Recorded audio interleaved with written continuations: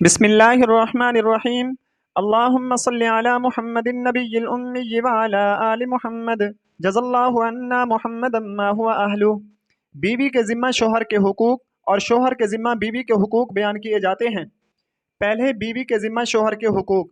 بیوی کا اپنے شوہر کے حکم کو ماننا، شوہر کی خدمت کرنا، شوہر کے گھر میں اس کی اجازت کے بغیر کسی کو داخل نہ کرنا، شوہر کے مال میں اس کی اجازت کے بغیر تصرف نہ کرنا، اسی طرح اسراف بھی نہ کرنا، شوہر کی موجودگی میں اس کی اجازت کے بغیر نفلی روزہ نہ رکھنا،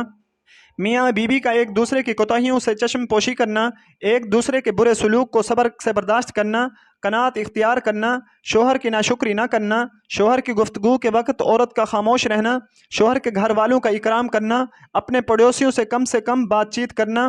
اپنے شوہر کے دوستوں کے سامنے اپنا تعارف نہ کروانا بلکہ جو پہچانتا ہو اس کے سامنے بھی اجنبیت اختیار کرنا، پوری توجہ اپنی اصلاح، گھر کے نظم و نسق اور نماز و روزے کی پابندی کی طرف ہونا، شوہر کے سامنے مزین ہو کر رہنا، اس کو دیکھتے وقت خوشی کا اظہار کرنا، اس سے قرب کے موقع پر محبت کا اظہار کرنا، اگر عذر نہ ہو تو عورت کا صحبت سے انکار نہ کرنا، میاں بیوی کے ملن کی باتوں کو دوسروں کے سامنے بیان نہ کرنا، شوہر کے گھر سے نکلتے وقت دروازے تک ساتھ جانا، عورت کا کسی وجہ کے بغیر طلاق کا مطالبہ نہ کرنا۔ رسول اللہ صلی اللہ علیہ وسلم نے ارشاد فرمایا، بہترین بیوی وہ ہے کہ جب شوہر اسے دیکھے تو خوش ہو جائے اور جب وہ کسی بات کا حکم کرے تو اس کی اطاعت کرے۔ رسول اللہ صلی اللہ علیہ وسلم نے ارشاد فرمایا، کوئی عورت اپنے شوہر کے گھر میں اس کی اجازت کے بغیر کسی کو اجازت نہ دے۔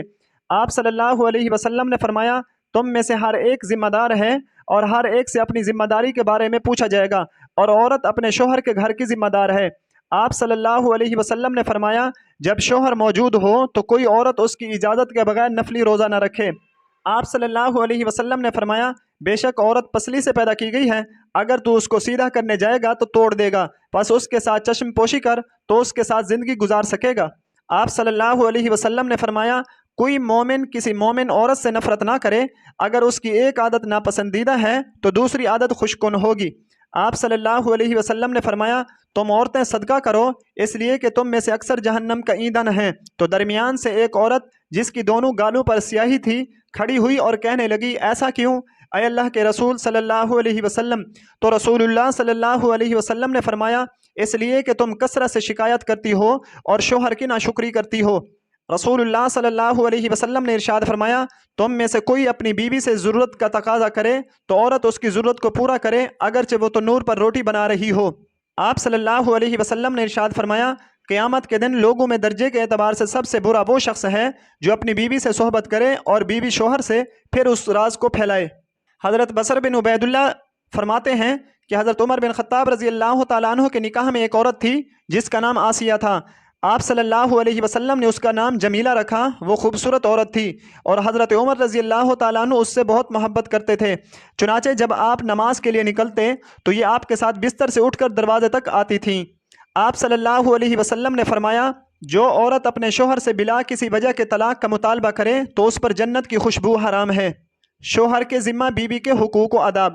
شوہر کا عورت کے سامنے اچھی حالت میں رہنا، شوہر کا اپنی بیوی کو وہی چیز کھلانا جو خود کھا رہا ہو، عورت کو اس معیار کے کپڑے پہنانا جس معیار کے خود پہنتا ہو، نرمی سے بات کرنا، بیوی سے حسن سلوک کرنا اور اس سے پہنچنے والی تکالیف کو برداشت کرنا، گھر کے کام کاج میں بیوی کا ہاتھ بٹانا، جائز وعدوں کو پورا کرنا، ایک سے زیادہ بیویوں میں برابری رکھنا، نامناسب فعل پر اولاً نصیحت کرنا، نصیحت کارگر ثابت نہ ہو تو سونے کی جگہ کو علیحدہ کرنا،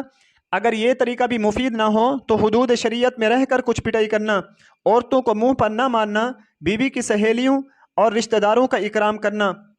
حضرت عبداللہ ابن عباس رضی اللہ تعالیٰ عنہ فرمایا کرتے تھے، میں اس بات کو پسند کرتا ہوں کہ میں بیوی کے لیے اچھی حالت میں رہوں جیسا کہ میں اس طرح پسند کرتا ہوں کہ بیوی میرے لیے مزین ہو۔ رسول اللہ صلی اللہ علیہ وسلم نے ارشاد فرمایا، ان عورتوں کو اس میں سے کھلاؤ جس میں سے تم کھاتے ہو اور اس میں سے پہناؤ جن میں سے تم پہنتے ہو۔ رسول اللہ صلی اللہ علیہ وسلم نے فرمایا، عورت پسلی کی طرح ہے، اگر تو اسے سیدھا کرنے جائے گا تو اسے توڑ دے گا، اگر اس سے فائدہ اٹھانا چاہے گا تو اس کے ٹیڑھے پن کے باوجود فائدہ اٹھا لے گا۔ حضرت اسود رضی اللہ تعالیٰ عنہ فرماتے ہیں، میں نے ام المؤمنین حضرت عائشہ صدیقہ رضی اللہ تعالیٰ عنہ سے پوچھا کہ آپ صلی اللہ علیہ وسلم گھر میں کیا کرتے تھے؟ تو فرمایا، وہ گھر کے کام کاج میں مشغول رہتے اور جب نماز کا وقت آ جاتا تو نماز کے لیے کھڑے ہو جاتے۔ رب العالمین فرماتے ہیں اور عورتوں کے درمیان مکمل برابری رکھنا تو تمہارے بس میں نہیں، چاہے تم ایسا چاہتے بھی ہو، البتہ کسی ایک طرف پورے نہ جھک جاؤ کہ دوسری کو ایسا بنا کر چھوڑ دو جیسے کوئی بیچ میں لٹکی ہوئی چیز۔ رب العالمین فرماتے ہیں اور جن عورتوں سے تمہیں سرکشی کا اندیشہ ہو تو پہلے انہیں سمجھاؤ، اگر ان سے کام نہ چلے تو انہیں خوابگاہوں میں تنہا چھوڑ دو، اور اس سے بھی اصلاح نہ ہو تو انہیں مار سکتے ہو، یعنی ایسا مار سکتے ہو جس کی وجہ سے سخت چوٹ نہ آئے۔ حضرت حکیم بن معاویہ کشیری اپنے والد سے نقل کرتے ہیں، میں نے پوچھا اے اللہ کے رسول صلی اللہ علیہ وسلم، شوہر پر بیوی کا کیا حق ہے؟ تو فرمایا اس کے چہرے پر مت مارو۔ حضرت عائشہ صدیقہ رضی اللہ تعالی عنہ فرماتی ہیں، آپ صلی اللہ علیہ وسلم جب بکری ذبح کرتے تو فرماتے اسے خدیجہ کی سہیلیوں کے پاس بھیجو۔ وصلی اللہ علی النبی الامی۔